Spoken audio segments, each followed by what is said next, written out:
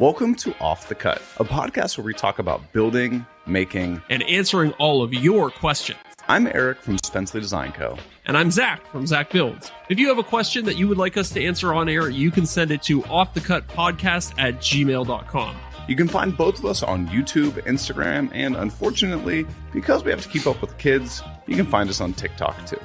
All right, now let's get into the show. Welcome to Off the Cut episode 92.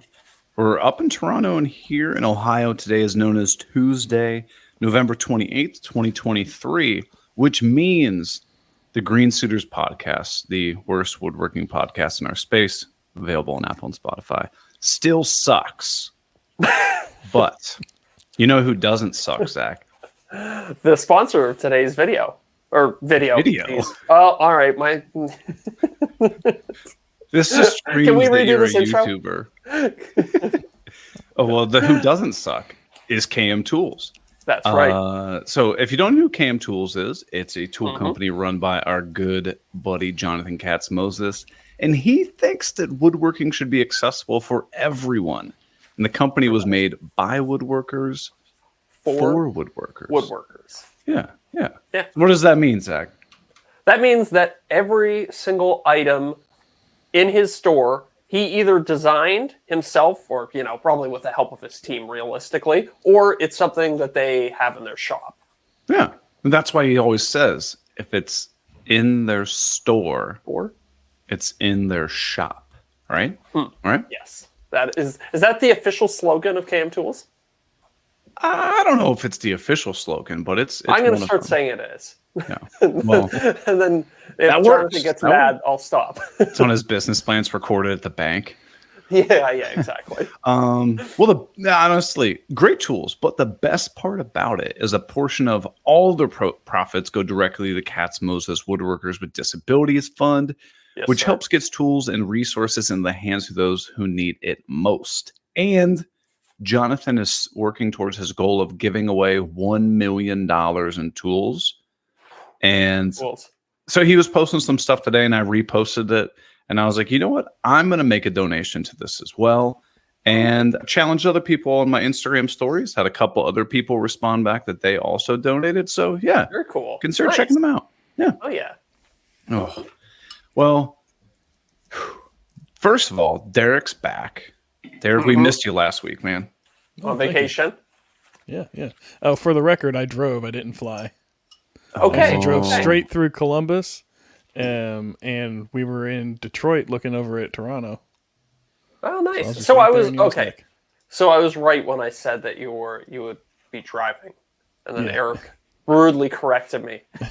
So how was the drive? Was it because I've kind of done that drive before, and it's a little tedious. You had a bad taste in your mouth whenever you did it. So that's true. And I also didn't have anybody else in the car with me to keep me entertained. So maybe it was fun with the family.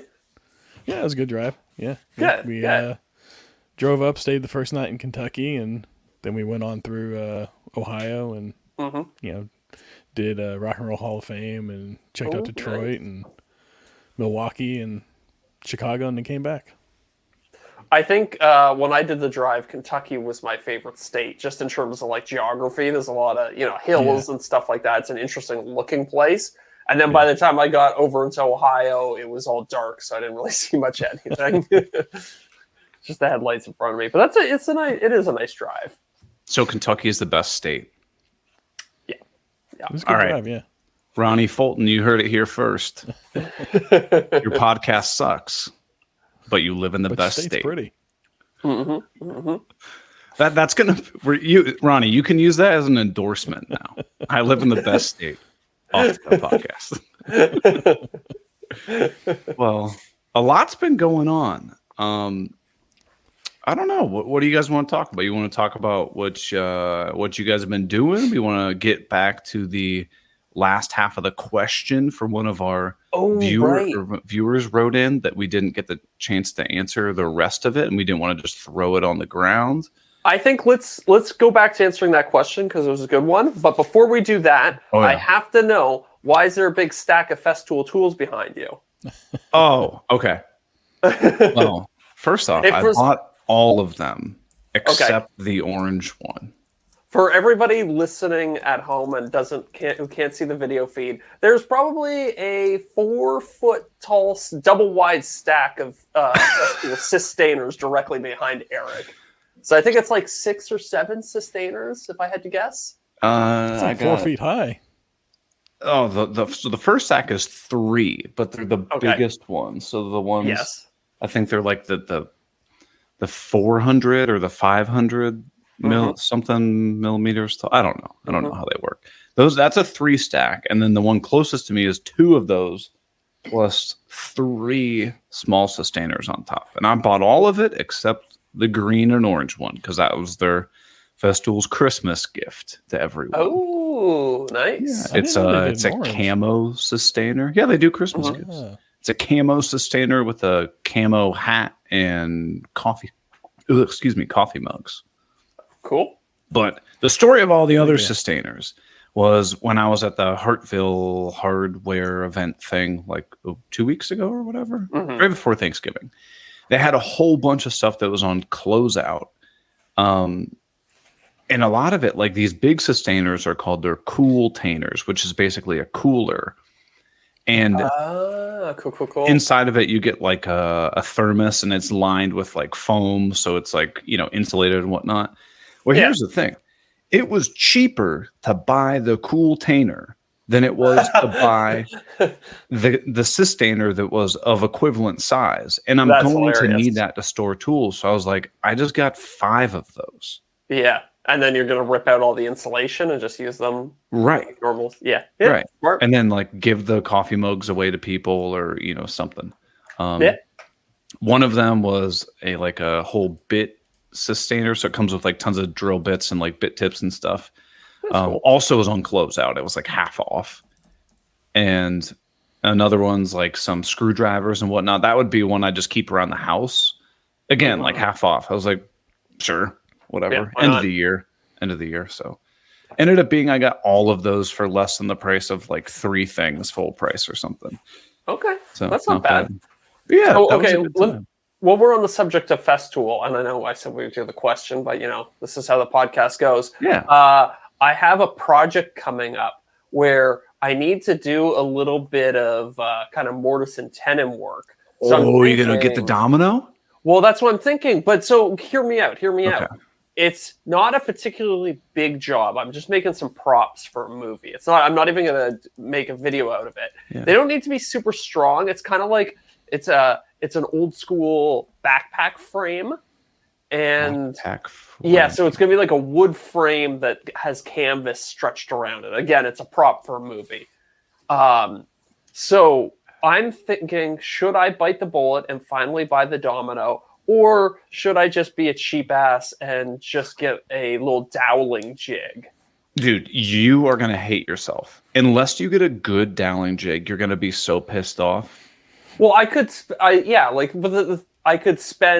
a few $100 on a really nice doweling jig, or I could spend $1,500 on a domino. The best doweling jig. Yeah, you could get the doweling jig that Scott uses, the Dowel something. It's like a Canadian one, I think. Dowel Max, I think. That sounds about right. I know there's also Jessam makes a supposedly really nice one. I've not used either of them, but I've heard raving reviews for both. Yeah. So what do you think that'll set you back? $300-$400 on tops? Like, let's be generous. The Dowel Max is $250. All right, so call it $300 after tax, shipping, whatever. Or do you get a domino, which I don't even know how much that is now after all the price increases, because they increase prices every year. Good call. Let me pull it up. I think mine was $8.99 when I bought it. Okay. Or $9.99. Or get the DF 500. Yeah, DF 500. So, is this the domino? It's $1,200. Yeah, 1,500 Canadian. Okay. Huh. So you're talking a 5x cost increase. Yeah. So the domino will be a hell of a lot faster and take virtually no setup. I'll probably need to do 4 Or well, if it's dominoes, I would do 4 connections per piece, and I'm probably going to have to do 10 of them, so 40 connections. Or with the dowel jig, I would probably do 2 per, so double that and say 80 dowels. So I've done a time test when I was building a dining room chair a while ago, and I built one half of the chair with the doweling jig, one half with the domino. It was between 4 and 6 times faster to use the domino. Yeah. So okay. At that point, I mean, you're not really making enough where I think you're really going to save in time. If you, let's say you had to make 40 of these things, domino. It's a relatively small project, but I'm just kind of like, and do I just? I haven't even sent them a price yet, but so it might very well be that I take all the profits from this job and then use them to buy the tool. Yeah. So, is it something you could see yourself using again later? That's the thing. I'm sure at some Zach point doesn't woodwork anymore. Yeah, exactly. I'm sure at some point I will find a use for it, but it's like it's a tough pill to swallow. It's expensive, but then I get to join the prestigious club of people who own dominoes. So yeah. Oh, yeah. I gotta see you use a domino to make a Nintendo or something. I'm sure I can figure something out. Yeah, but I mean, like let's say you wanna make a bed in the future, right? Boom, you get the domino connector set. Yeah, and now you have like knockdown furniture that's not garbage. Yeah. If you build any piece of furniture, you'll be like, "Oh my god, the domino was great." Yeah, so it's. Do I make this investment for the future? Because I realistically, I am going to make more furniture at some point. Maybe. Maybe. Like I'm going to put out more YouTube videos. Well, you're just going to start doing 10 tool videos from now on. Oh god. Oh god. We'll talk about that. We'll talk about that. But honestly, the price is only going to go up. Yeah. They're not innovative. Like they're not making a new version of this. They haven't updated this thing in forever. Yeah, that's a good point too. That patent's not expiring anytime soon either. No. Once you have it, you'll be pumped. You already have the dust extractor, which is just instantly connects to it. Yes. The only thing, when you buy this, what's 1,500 Canadian, 1,200 US. You also, I would highly, highly suggest buying the other sustainer that comes with all the extra dominoes and every size bit. Okay. It is a insane savings. So the bits are like $50 to $60 a piece. So I think you get 5 bits in there. So you're already at $350. Plus you get it fully loaded with like all the domino tenons and stuff, and I think it ends up costing you what, $350? $400? Yeah.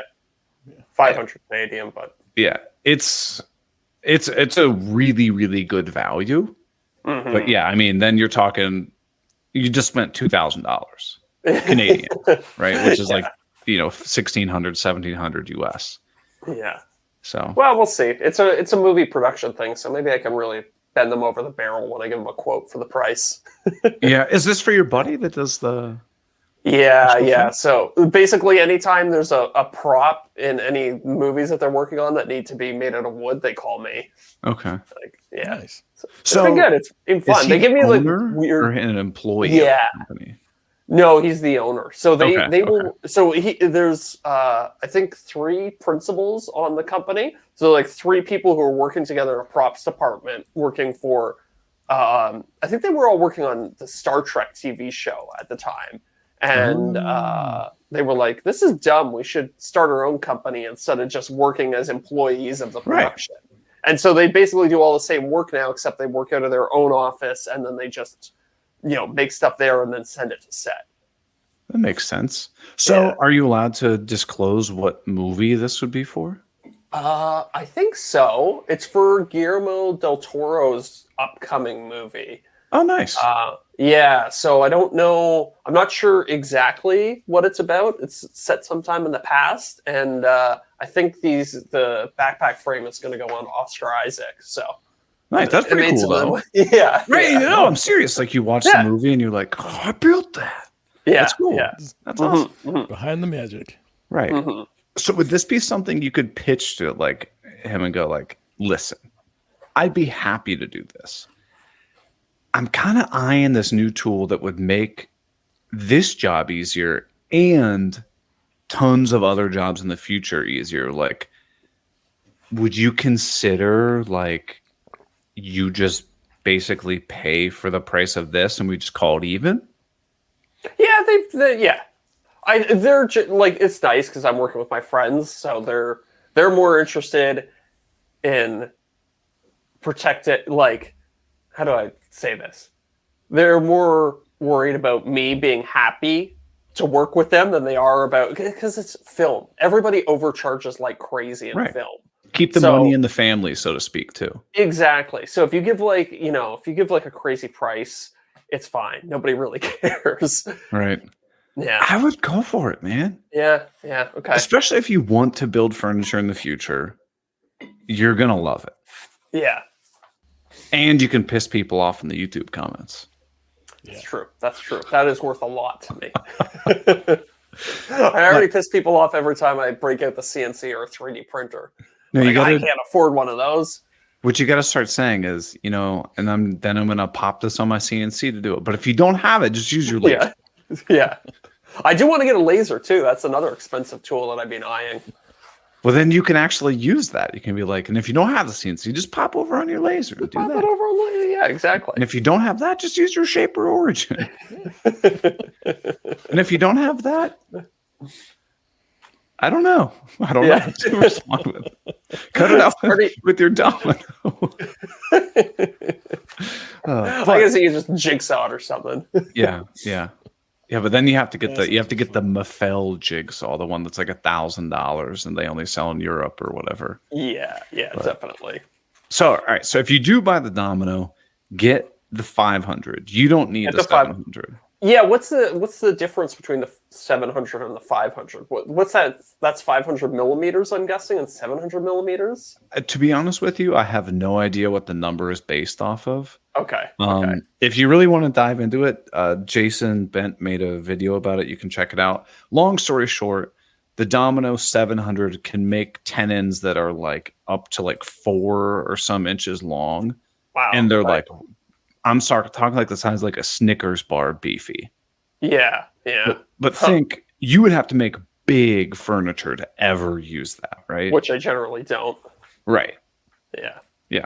I've never needed the 700, but if like I were building a bed, you could be like, I could see how that would be nice. Yeah. Maybe some really chunky furniture, but yeah. 99% of the time you would want the 500, and it's a third of the weight.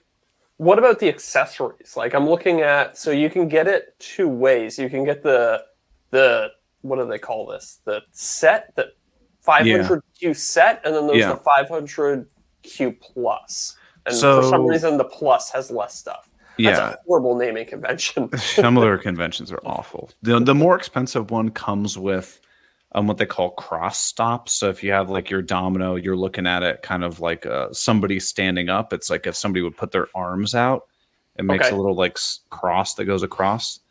I've never once used that, but the idea is that if you're trying to make a series of dominoes all the way across a board, it has little like registration pins in it. So as soon as you plunge into one, you can move over, and the little cross stop things have a little like nipple in it that like hits in the next one. So you could always say, I want them every single tenon to be 4 inches apart or something like that. Okay, that's kind of cool, actually. Yeah. The one that is really nice though is, I don't know what it's exactly called. It looks like a half circle, and it goes on the bottom, and then it has little fences that squeeze in the side. That's really, really nice if you're doing small pieces, to make sure that it's always like dead center when you put the domino in. Okay. Gotcha. So like if you were doing like a picture frame or whatever, or, some sort of mitered box, you could always make sure that it's, if the piece is 2 inches wide, you could always make sure it's dead center in the middle, and it like basically locks it in. It's kind of like a fence, like an additional fence for it. Honestly, most of the time it's cheaper to buy the combo kit than buying the domino, then buying that extra thing on the side. You might as well just get it if you think you might ever use it. The price difference is only $100. So if you're going all out, if you're spending the $2,000, what's another 100? Right. Yeah, and at that point, buy everything they got. No, yeah. See, it makes me sound like I'm a salesperson for them. I don't get any commission for this.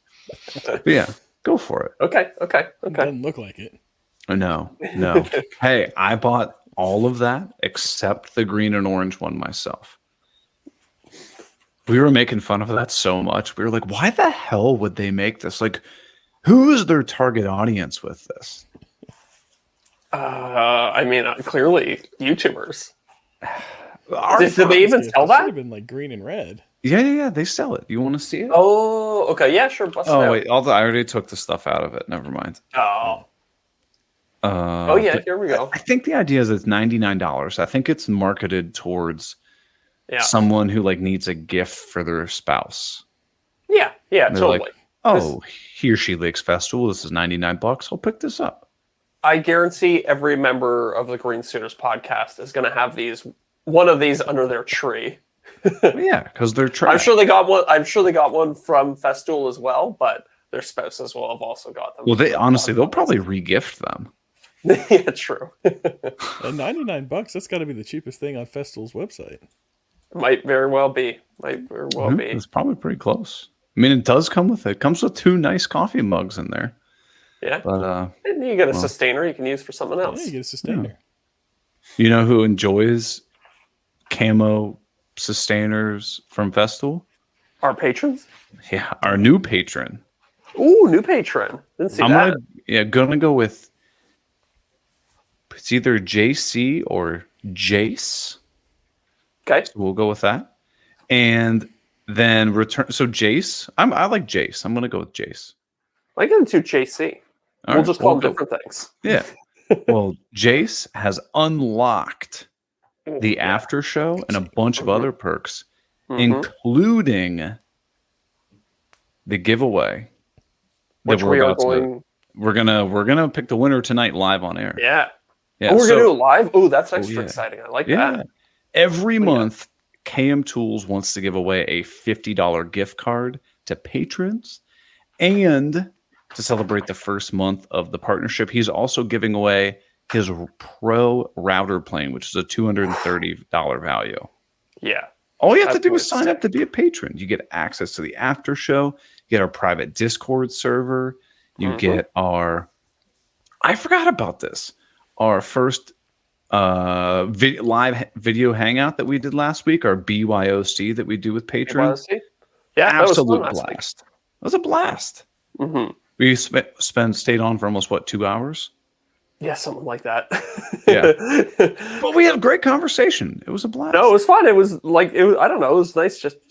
Oh god, shooting the shit. Sorry, there. It is. I was like, explicit. Yeah. It was fun just shooting the shit with our patrons. It was nice to put some faces to names. Yeah, and just have a casual conversation. Yeah. And with that, we want to thank our returning top tier patrons. We've got Chris from Black Forest Creations, Josh at Freedom Workshop, Dadu, and Corey Duvall. Now, I know what you're thinking. Eric, it's shorter than normal. That seems shorter than normal. And we totally know. Surprise, surprise. It seems Patreon has gone into this lovely issue again, where people's billing account is just who the hell knows what's going on. It shows that people are active but they've canceled, or they're active but it's expired or something. We don't know what's going on. So just a friendly reminder, if you canceled, it's all good. No hard feelings. Totally get it. Right. But if you do want access to the after show and you're like, man, the after show hasn't popped up on my phone in a couple weeks, just log into Patreon, check it out, and you'll get it all situated. So, with that said, should we announce the winner of the first giveaway? Right now? Yeah, you want to do it now? I thought this was an after show thing, but heck yeah, let's do it right now. No. All right. So I downloaded all of the patrons. I put it in a spreadsheet, and it's a random number generator. It does, some special stuff. And this is exciting. Do we have a drum roll thing? Oh, I bet we do. Hold on. Oh, I deleted a bunch of them. Not pausing. We're not pausing. We are not pausing. I have this. Okay, that's pretty good. We can at least give the hand claps when the winner's announced. True. Yes. You guys ready? Mm-hmm. All right. And here we go. The winner. Uh-oh. Camera just went out, didn't it? Yes, it did. Oh, my Lord. Accessory. Hold on. Technical difficulties. I see. That was me. I hit the enter key really loudly. I actually already know who won. Oh, my Lord. Well, because I just hit the enter key. This is great podcast. We're keeping people on their toes. Okay. I'm back. Okay. You are? I'm going to hit it lightly. Okay. Actually, I already hit it, so I already know who won. The winner is... And then let me guess. What tier do you think this individual is? Are we talking tier 1, 2, 3, 4, or 5? Because the higher tier are, the better likelihood you have of winning. Yes. This $280 gift. Here's my hope. Okay. Is that it's going to actually go to one of the lower tier patrons. Okay. Because as much as I would love to reward our higher tier patrons, I really love the idea of somebody. I'm hoping it's somebody who signed up recently, so they've only given us like $3, and they're immediately getting like $350 in value at the other side. Ooh, I see what you did there. Well, the winner is, and Deric, what was your guess? What tier did you say? Level 3. 3? Level 3. Okay. It was a tier 1 person. So Zach, you got your wish. Woo! You ready? Yep. The winner of the inaugural KM Tools Off the Cut podcast month 1 giveaway. And as a reminder, there are more giveaways coming every month. But this month is a $50 KM Tool gift card and a $230 KM Tools router plane. That's a good giveaway. For a tier 1 patron, nice tool. Is Chris Babick. Oh yeah! Congrats, Chris. Chris. Well done, Chris. Huh? That was nice. I just said well done, Chris.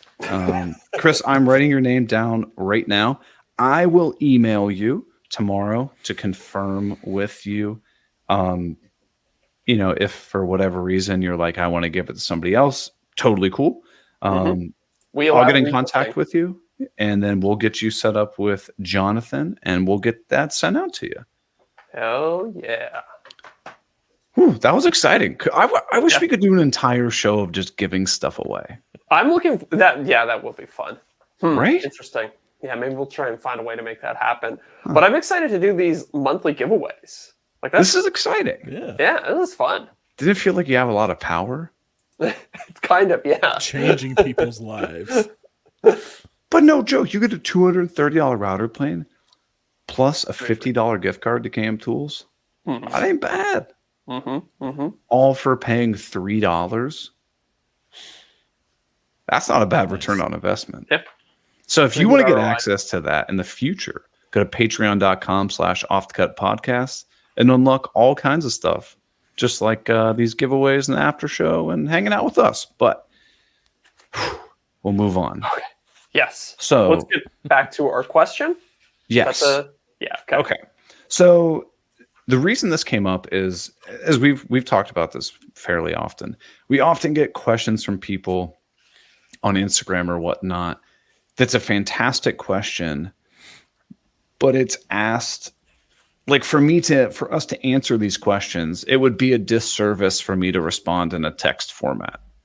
Yes. So I replied back to him and I was like, we're going to answer this on the podcast because we could talk about this for an entire episode. Great question. So we answered like the first half of his questions last week, but I'm going to kind of bring up what we have left to discuss. Okay, perfect. This is from pressure. Yeah, I know no one else remembered. Daniel Soroka says, shooting my first video with a family member who was a videographer. wanting to shoot YouTube, then use YouTube content to shrink down into reels for other social media outlets. Here's my overall picture. Start selling furniture using social media as an outlet for more advertising / growing a brand. Do a fun, educating style of video, sometimes partnering with other Columbus content creators. So I know that was a lot, but I wanted for you to understand where I'm coming from. I'm a person who's very process-driven and modifying processes to do them better as I learn. And there were more questions, but we answered the other questions on the latter half of the last episode. So diving in. Go for it, Zach. Oh, you want me to go for it? Okay, Yeah. so, well, I swear we talked about, there were some issues in what he kind of laid out at first there. Right. And I think we touched on it a little bit last week, or maybe did we do that in the after show? I think we just touched on the don't use a videographer for your first video. And I think we kind of ended it there. Okay. And then also, he was talking about collaborating with other Columbus creators. Right. We did not talk about that. We did not talk about that. That is something, again, that's kind of in the same vein as why we said not to use the family member who was a videographer. Mm-hmm. I would say the same thing about collaboration, especially early on. Yeah. It is going to be orders of magnitude more complex to organize those collaborations than you think it will be. And it's the payoff for those collaborations, unless you really, really just love working with other people for the fun of it, in terms of growing your audience and your subscriber base and stuff like that, those collabs are going to be relatively worthless. You might pick up, a little bit here and there, but you would be so much better. The time would be so much better spent just trying to make good videos that, like if you have a great video with no collaboration, that is going to outperform a so-so video with a huge collaboration on it. You know what I mean? Right. So I don't know. I think that's going to be a lot of extra work, and he's not really going to see much return on it. So I would think to avoid it. What do you think? I wholeheartedly agree with that. I think collaborations started, let's be honest, it started as a way of, hey, will you basically feature me on your channel, shout me out so that I can grow from your audience, and then usually you reciprocate as well. Yeah. Right. Yeah. I don't think people really care anymore. Like it's. I'm sure there are some people who will click through, but it's going to be a vanishingly small portion. Right. So, like, say you collaborate with somebody who has 100,000 subscribers, and they say in their YouTube video, like, "Hey, I really think that this guy's videos are good. Go check him out." You might get, like, I don't know, 500 people or something like that. Maybe, yeah. Like, it's and those are going to be low quality subscribers too, because they might not be perfectly aligned with your content. I would just focus much more on building your own audience, and don't look at that. There's a lot of advice out there on social media about how you can kind of jumpstart your growth by latching yourself on to other content creators, and I really don't think it works. Yeah. And also, like, I don't know, there's an element to it of, like, I mean, a lot of time smaller creators will ask me to collab with them, and it kind of just feels like, unless I know the person well, like we've talked in the past, it just feels like somebody's trying to use me or like use my audience. Yeah, and it typically comes from people you've never talked to. Yeah, it's like, it's one thing when it's, somebody that you'd be talking to, you're like, you consider that person a friend, but I've had people reach out to me out of the blue and ask me to collab with them. And it's like, like, it's, I don't know. It just feels a little transactional and gross to me. Right. And like, I'm saying this to not try to come off arrogantly, if somebody reaches out to you that you've never heard of before, and they're like, "Hey, Zach, I want to do a collaboration with you," and the first thing you're thinking is, I mean, I hate to say it, I'm sorry, but what's in it for me? Yeah, yeah. Like, we're going to spend, a whole week on a project. I'm going to stall everything that I'm working on to help you create a video that I get nothing back on in return. Like, I'm sorry, we're really busy. Like, and I think maybe some of that comes from the naivete of not knowing how much work goes into making a video. Like, I thought I was going to collab a lot more when I first started my channel.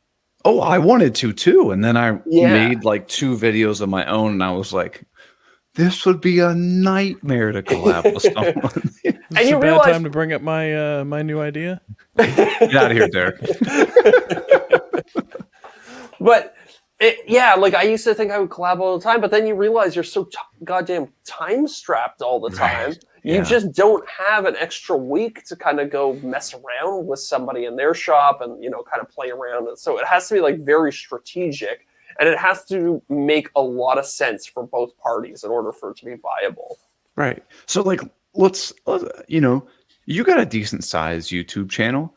You reach out to, I don't know, what's Marquez? I always forget the guy's last name. Marquez Brownlee. Yeah. You guys are both in the tech space. Yeah. You reach out to him, and you're like, "Hey, Marquez, I want to do a collab." He's gonna tell you to fuck off. Yeah, and rightfully so.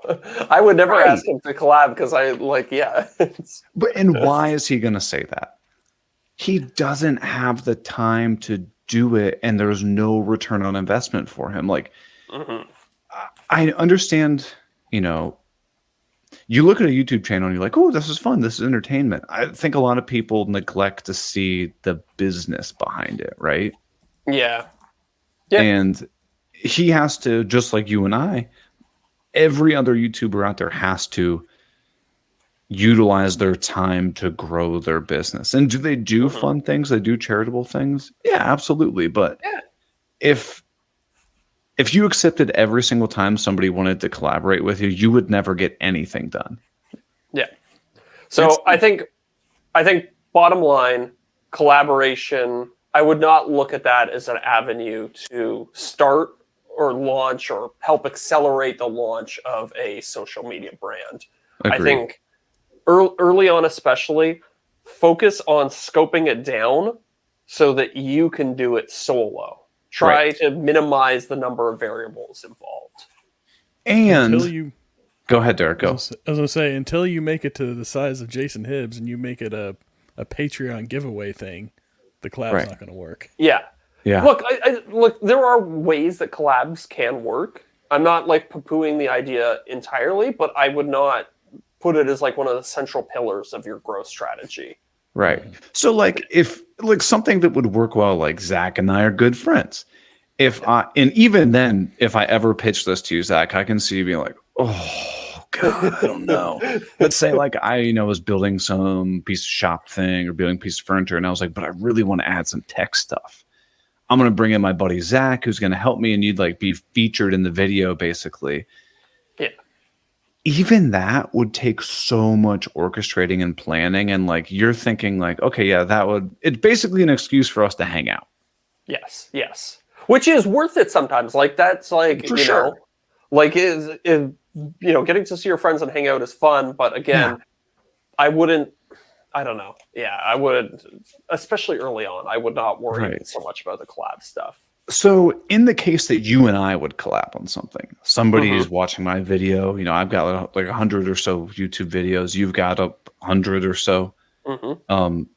If they saw you in my video and then they went to your channel, they would go, oh, he's got 100 videos for me to watch. If your first video or second or third video you put out is a collab, now these people go to your channel and they're like, there's nothing here.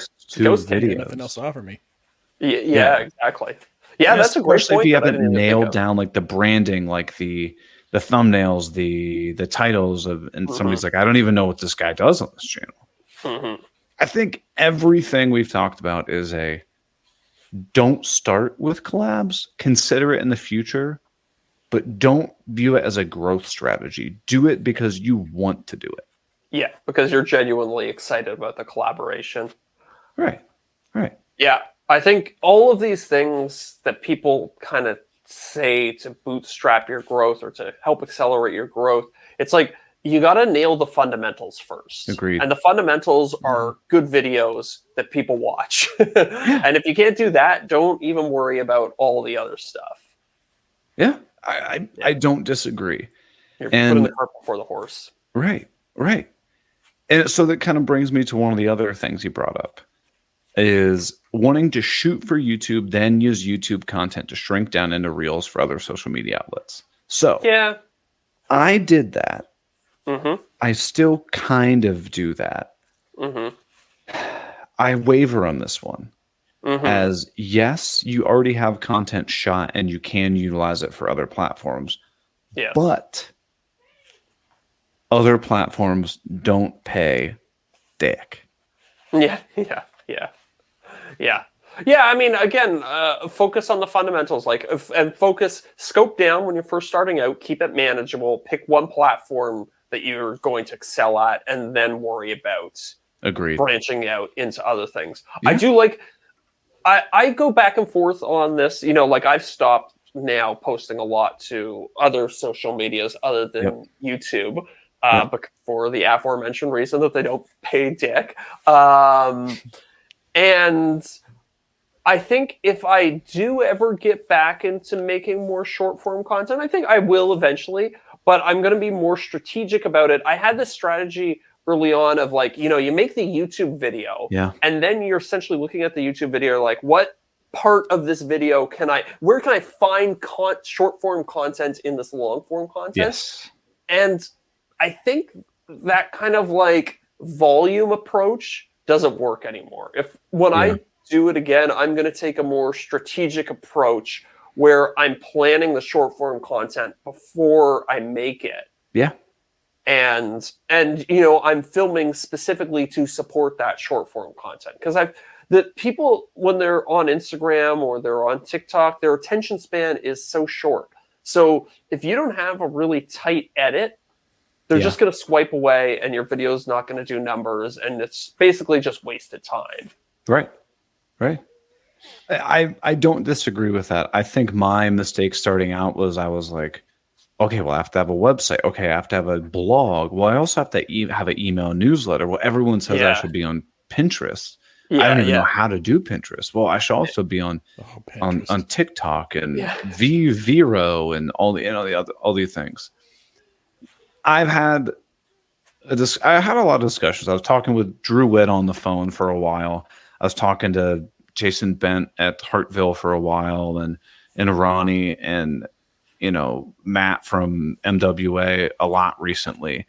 And we're all kind of on this idea of why are we wasting time on things that don't make us money and have no return? And why are we trying to be good at everything as opposed to just being really good at one or two things? Yeah.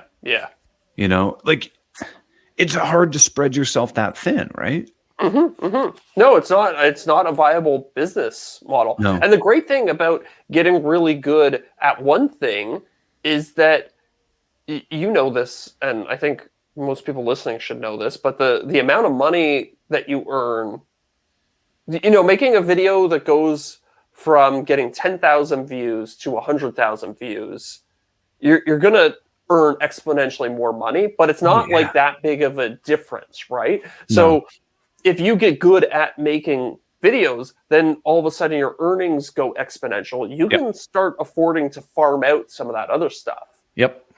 So all of a sudden, maybe you bring on an editor to do short form content for you, or maybe you hire somebody to run your website. And that way you can stay focused on the thing that you're really good at and hire out the rest of the work to somebody who's an expert in that space and who can do it better than you. Which, it's interesting you said that, because that's literally what I'm doing right now. I hired a professional design firm to overhaul my website and set it up on Shopify. Could I have taken the time and made a Shopify website myself? course. Absolutely, I could. Yeah. But it is worth it to me to pay what I thought was a very reasonable sum of money for them to do all of it. And they're knocking it out of the park. Yeah. Yeah, you end up with a better result. You also end up with more time in your schedule to work on the things that you do the best. Yeah. And or to just spend with your family, which is, important too. Right. And the other thing I just recently hired out is I told you, I've been really working on growing Facebook, doing this. I was like, man, this is taking me time. I've got some steam. I'm making, I am full transparency, like $100 or $200 a month on Facebook. Like, you're like, cool, exciting. I've put in way more than 100 or 200 hours into that. So I'm getting very little return on investment. And I talked to several other people about it, and they're just like, why are you messing with Facebook? I'm like, because it's an avenue to do it. They go, no. Why are you messing with Facebook? I'm like, what do you mean? They go, hire someone to do it for you. So I'm in the process of doing that now. We're just through some admin stuff. But like, as soon as I thought about that, I'm like, why not? Yeah. So, and if it works out, I told you I'll hook you up with them as well, because I think I'm very monetize in Canada, right? I think you can. Because is Matt from MWA Canadian? I think he might be. No, he's from. He's in Tennessee. Who am I thinking of? There was a Canadian who was absolutely killing it on Facebook too. I don't know. Dusty Lumber? Yeah, Dusty Lumber Co. Yeah. I think he's running. Well, people. I don't think they want people to know, but he's got several people on his team that reprise all the comments and everything like that. But they try to make it feel like it's just him. Yeah. Sure. But I don't know. But that's the example. You're outsourcing. Yeah. So yeah, I'm excited to see how that goes. So okay. Did we touch on everything, or is there any more to that question that we haven't done yet? Start selling furniture using social media as a outlet. Yes. Yeah. That kind of ties back into all the rest of it. Yeah. Again, I don't know. Maybe this is just my own personal bias bleeding in here. Yeah. Because I don't really want to make furniture for other people, but I also think that's a bad idea. Yeah.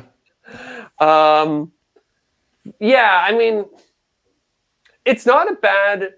I think you really want to decide, what is your business? Is it a content creation business, or is it a furniture business? Right. Because if it's a furniture business, you're going to be making a lot of the same thing over and over again. Right.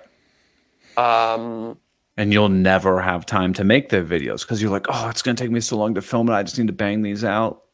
Well, yeah, it gets they start conflicting with each other in a bunch of different ways. Like, you can't make good content if you're making the same thing over and over again, right? Right. So they do eventually start running into. I know there are some people out there who do. Like, I think Cam, he sells a lot of his stuff, right? Yeah. But I assume the content, it must be a much bigger business for him than the furniture. Oh yeah. Yeah. Just as a boxy workshop, he shared with us what he made in 1 year on that, and we were like, what the hell? But yeah. So. Oh yeah.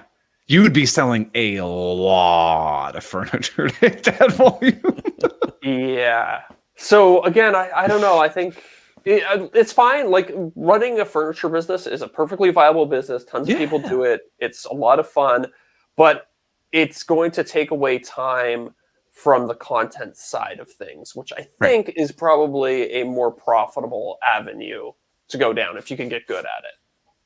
And if you enjoy it. True. Yeah, very true. I can't think of anything worse than building the same piece of furniture over and over again. But I'm sure other people would be like, oh man, I want to listen to Off the Cut podcast, start to finish, all the way from episode 000, and just bang out this chair and just zone out. Yeah. Well, then you're probably the last person who wants to deal with shooting videos, editing videos, doing all the back end analytics, adjusting titles and thumbnails, doing all that kind of stuff, right? They're different people. I think you have to decide which person you are. Yeah. And try them. Yeah. Yeah. Yeah. And I get, but maybe that's just our personal bias because we don't enjoy making the same thing over and over again. So there's probably a creative way to get around it, but that's just my first impression. Doesn't sound like a good idea to me. But so Daniel basically got a 1 hour long consultation. Yeah, on an Instagram question. And I feel like it was negative, like we were saying, like a lot, don't do this, don't do that. But I think redirecting. Yeah, just like course correct a little bit, because Eric and I have gone down many of these avenues already, and we're trying to speak from experience and save you time. Yeah, right. I'm trying to break down barriers, right? Yeah, Same with people who are like, what camera should I start out with? The one you have. Yeah. And we're not just trying to be all like, pat you on the back. Oh, just use the one you have.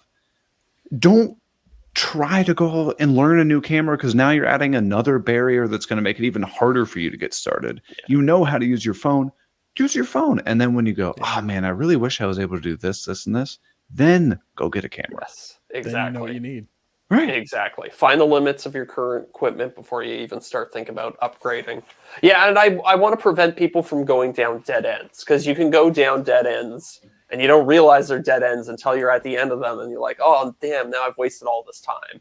Ooh. So can social media lead to local sales that effectively in this space? I think it used to. Yeah, I like don't see it. I don't see it either. Maybe if you were like a marketing big enough. Well, yeah, that's the thing. Like, so what's the coincidence of needs and geography? So say somebody needs a table for their house, right, and you have 10,000 followers. What are the chances that person is even going to be A, following you, B, in your geographic area, and C, willing to actually pay the prices required to create a piece of furniture? It's like the Venn diagram starts to get really, really small. All those overlapping circles, trying to find somebody who, So get hooked up with an interior designer. Yeah. Get a nice portfolio going. I think we've talked about that before. Yes. I think that's a much better way to find consistent work. Right. I'd say from my observation, not experience, it seems like you've got two lines that are going to cross. You've got you creating content and making money from that, and then you creating goods and services and making money from that. And eventually, one of them start going higher than the other. Yeah. You're either going to be making more money from the content, or you're going to be making more money from the goods and services, and you got to pick a lane. And then one of them can kind of be there on the side. But really, like, what's your main focus going to be? Yeah. Because you both. Yeah, and you can use selling furniture to like kind of bootstrap the content business or something like that. Mm-hmm. You need to sell a few pieces you make early on to afford a new camera or whatever. Like that's definitely But you are going. I think at a certain point you're going to have to decide what's the main business actually going to be here. And I mean, we're not. The camera went out again. What is going on with this thing? You must have like a loose USB cable or something. You're back for a half second. It's just toggling it out. Yeah. Anyway, what I was going to say, I'll adjust once somebody else starts talking. But we're not shy in saying this, and we've talked about this a lot. If you go make a YouTube video or whatever tomorrow, right, and you post it, you're not making any money at all. Mm-hmm. Now, if you go make a cutting board or cornhole boards tomorrow and you sell it, boom, you have instant money. Right? Yeah. Yeah. So it's like, do you do both to start until you gain steam? Or is it one of these things where you work your day job and then do content on the side and almost kind of treat it as a hobby as you slowly build it up? Like, yeah, I think it would be ill-advised of someone with no income to just go, tomorrow I'm starting a YouTube channel with no revenue streams. I would not advise that. Yeah. It's a gamble. I mean, again, when it comes back to this concept of bootstrapping, like if you have a day job that pays pretty decent money, I think that I would divert funds from that rather than quitting that and then trying to make cornhole boards and then sell those in order to fund the YouTube channel. Because chances are you're probably already an expert in the field that you're doing. Like you won't have, there's not much of a learning curve. You can, if you're well into your career, you can probably do whatever it is with your eyes closed, which will allow you to, maybe free up mentally, think about the content you want to make. I don't know. I think that the selling of stuff can become a distraction and take you away from the main thrust of your business. Yeah, I mean that's a perfect example, like we talk about with TikTok and all this kind of stuff. It's a distraction. Yeah, focus on what you want to do and do it well. Yeah. I've been seriously considering cutting TikTok altogether. Yeah. Oh, I almost deleted it off my phone today. Oh, really? Uh-huh. But then how are you going to see the viral videos? I don't watch TikTok. I open it up, I post, and I ghost. It's funny. I will actually use TikTok occasionally. I almost never use Instagram Reels, but sometimes I will sit there, while I'm going to the bathroom or whatever and just watch 3 or 4 TikToks in a row. But do you enjoy it? Yeah, sometimes they're funny. Okay, that's all that matters. Yeah. But you're not watching from our space. You're watching from other areas. Yeah. Yes. Yeah. Again, my feed, when you boot it up, it's like nothing woodworking, unless it's one of my friends pops up. It's almost no woodworking content. It's all like comedy and stuff like that. Yeah. Finance. Yeah. Economics. Honestly, that kind of stuff I go to. That's hard to do in short form content. It's mostly just like clips of comedians and stuff like that. Yeah, makes sense. Those make me laugh. Yeah, but no one is killing it on TikTok unless you have the TikTok shop thing. Yeah, but or like 10 million followers. Yeah, so I've heard the new thing on TikTok is all just this affiliate shit where like you get this vacuum cleaner and then everybody tells you that's the best vacuum cleaner in the world. Right. That reminds me of my newest YouTube video. That stuff is so dangerous though, because in a TikTok video, it's such short, so you can't like really say that much about a product, right? So you can't do like a proper review. No. And I feel like so much of that must just be content mills where people are just trying to get as much affiliate links and income as they can. Mm-hmm. So the incentives are a little perverse there. They just say they love something so that you'll click it and buy it. And then there's no recourse if the product turns out to be crap. Do you think that the people who do fairly well in some like the TikTok affiliate stuff, do you think that their money comes from the video? Or I know the answer, the videos or the affiliate thing? It's the affiliate. Well, yeah, I think affiliates probably a big part of it. Like, because the TikTok pays what $100 per million views or something, like, if that. Oh, less than that. Maybe even less than that. Okay, so, and we know the affiliate stuff can do quite well sometimes. Oh, yeah. So it's what's Amazon pay? Somewhere between like 1% and 3% on 3%, depending on a quick link. Yeah, I've got some affiliate things that are 25 to 50% commission on it. Oh, really? Oh, because they give you those like are you talking Amazon or are you talking like private? Oh, private companies. Private companies. Yeah. Yeah. Wow. Yeah. Like MagSwitch is 50%. Yeah, that's pretty crazy. So you buy $100 MagSwitch, I'd get $50. Yeah. But honestly, the products are insane of theirs. I love MagSwitch stuff. I use it all the time in my shop, but it's a tough pill to swallow because their stuff's expensive. Like $100 in MagSwitch is like one little magnetic block. In like the medium strength one, not even like the heavy strength one. Yeah, exactly. Yeah. But But It's great welding tools and great woodworking stuff too. Yeah. Oh, I gotta put that in another top 10 tool list video thing. Yeah. Can I just say how much I hate that video is doing well? It's that time of year. It's that time of year. I know. Do you think that video would still do well if you put it out in March? I don't know. I mean, it was strategery. I put it out at this time of the year for a reason. Yeah, totally. Right. So I tell you the story behind that one? Well, you saw Matt from MWA do it, right? So I saw Jason Bent do it. Oh, Jason Bent did it too. He did one, and Drew Witt is actually the one who made him the thumbnail and title. Oh, really? That's funny. And then Matt did the exact same thing. And then I was talking to Matt the other day, and I was like, hey, dude, I think I'm going to do a pretty similar video. And he was like, yeah, dude, get in on it. He's like, go for it. So I literally did the exact same title and thumbnail as him. That's so funny. He texted me earlier today. He goes, oh, he's like, nicely done. Your video's going to the moon. He's like, it looks even better than mine. And it's so funny that it's literally the same title and thumbnail.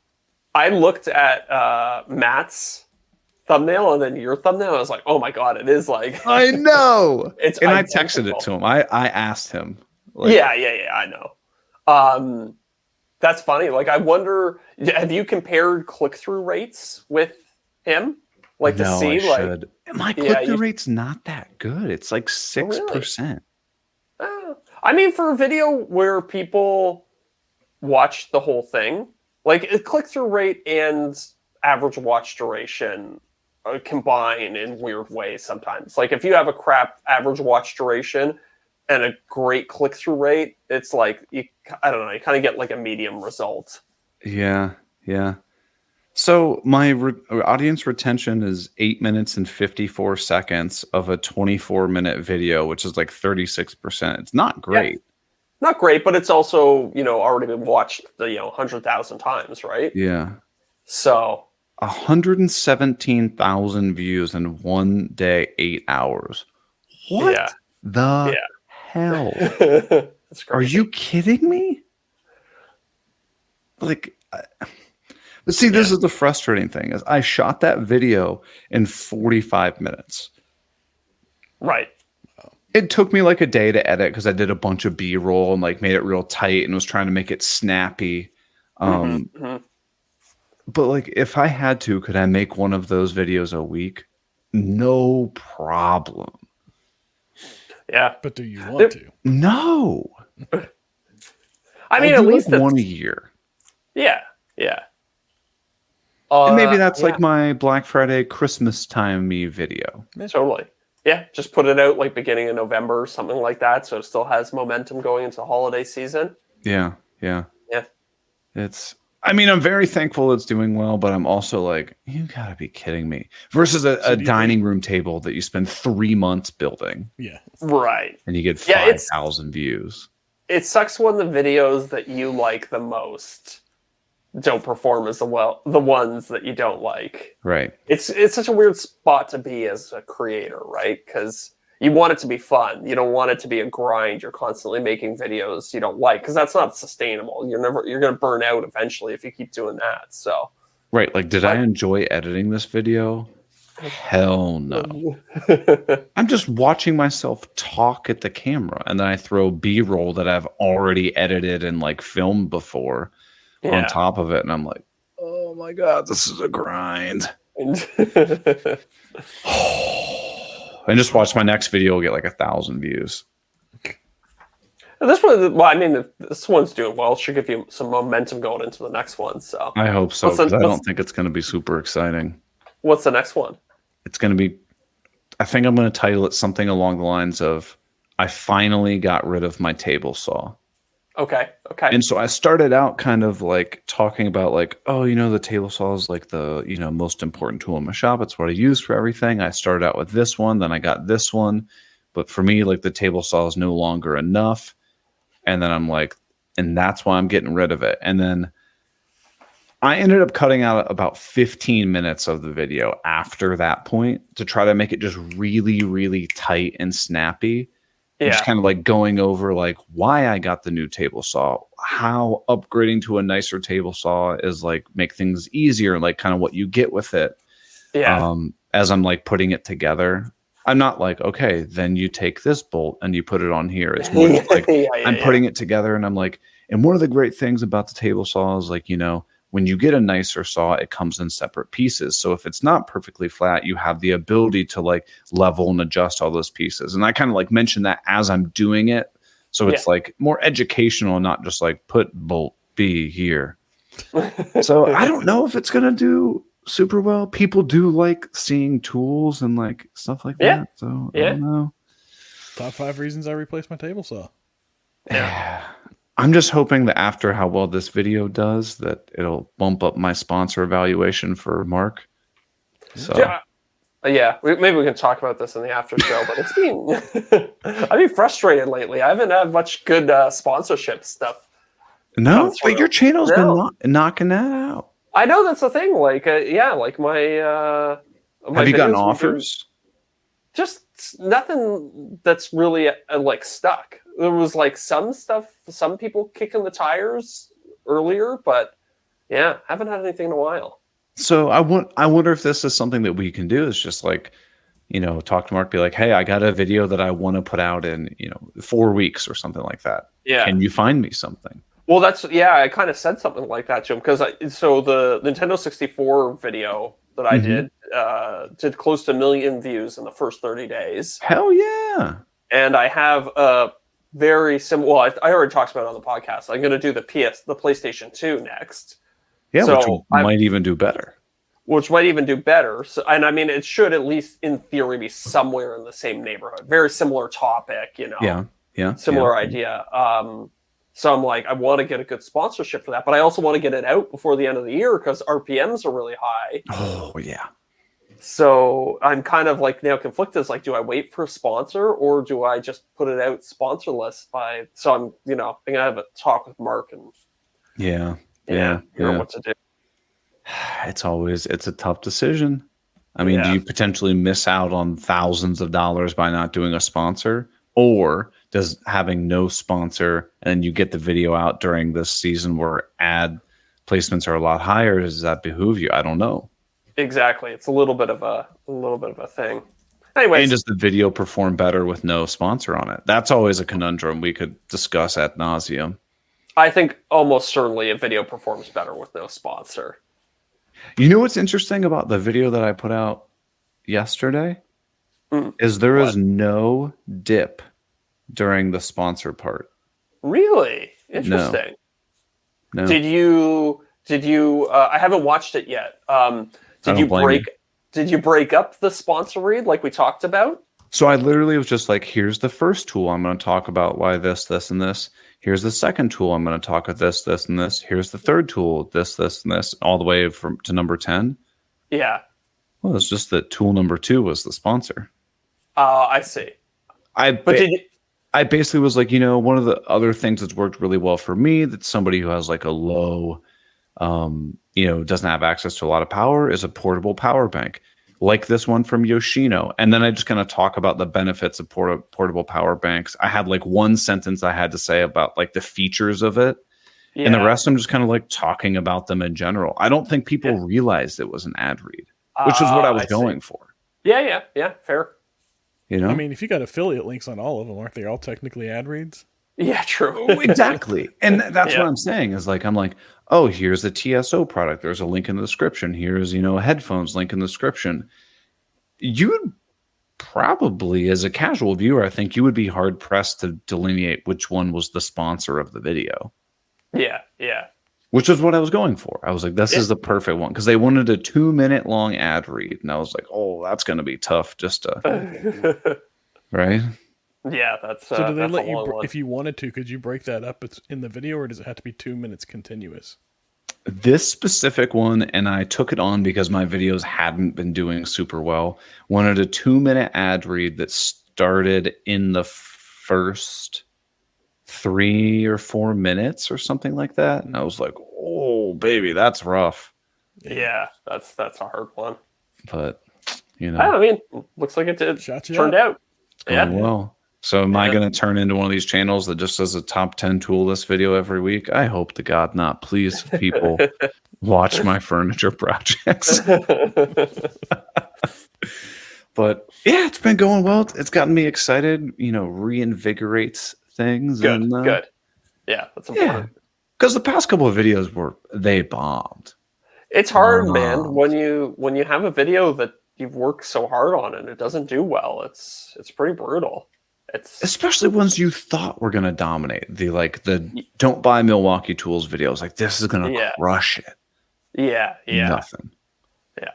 But I don't know. I might kick around some ideas with other people who haven't even seen the video and be like, what would you title this? Get like a fresh set of eyes on it. Sure. Yeah, that's a good idea. And the other thing I wanted to bring up before we go to the after show, that YouTube A/B testing that I finally got access to it. Yeah. Garbage. Really? All it says is what the watch time was. Interesting. It's like, this thumbnail gave you 50% watch time. This one gave you 49%. It's like, okay, but was one clicked on twice as much? So what YouTube is trying to do, and I know this from watching that interview with the community manager, was they're trying to optimize for audience satisfaction, right? Yeah. So that's why they're pushing the average watch duration, because they want you to they don't want you to clickbait. They want you to have a title that's informative, and then people stay and watch the whole thing. So she put out like a 3-second video. Well, I think longer. I think we know. We don't know for sure, but I have a suspicion that longer videos in general are better, just because they keep the people on the platform for. Like, if somebody's locked in and they watch your thing the whole way through, and it's a long video, I think that's really good for YouTube. Yeah. But we both know, though, that watch duration isn't the most important thing. It's very important, but click-through rate is also very important. And TubeBuddy now shows average view durations for different thumbnails too. I'd still take TubeBuddy over the YouTube testing any day. The YouTube testing, you can do ABC testing though, right? You can. Yeah, you can. And I actually did it on my most recent video, and I got the results back in 25 minutes, which was nice. Oh, crazy. As opposed to having to wait multiple days, because it was just oh, Deric, you get this one. Zach, you get this one. Scott, you get this one. Yeah. So best case scenario, TubeBuddy's like 3 days, 4 days, I find. Yeah. So it makes it hard to check. Interesting. I still haven't got it, and I'm still waiting for it. So it's still in beta, technically. Yeah. So it even says beta on mine. So hopefully, when it rolls out, it also shows the click-through rate as well. Yeah. Once it comes out of beta. Oh, and you can't test the title. You can only test the thumbnail. Oh, really? Mm-hmm. Which is a bummer. TubeBuddy's probably pretty happy right now. Yeah. Because they're going to kill it, though. They're going to kill TubeBuddy soon. You think so? Think they'll? Yeah.